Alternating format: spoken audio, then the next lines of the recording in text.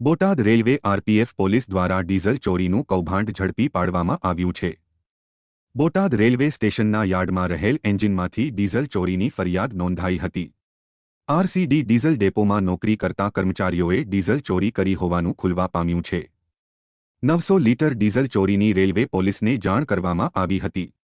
ભાવનગર અને Botad railway police દ્વારા 2 ટીમો બનાવી તપાસ હાથ ધરવામાં આવી હતી।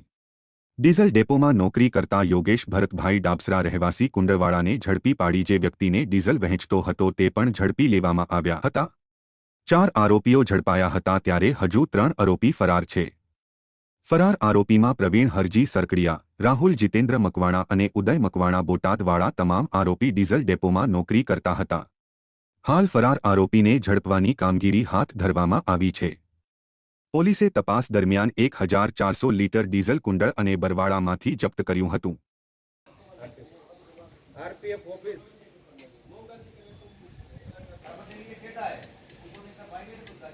આ બાર પડે છે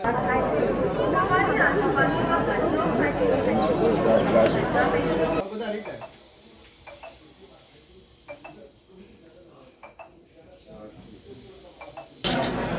रेलवे आपकी राष्ट्रीय ઓલામાં ફોટામાં તો બધું મૂકેલું જ છે એમાં રાતનો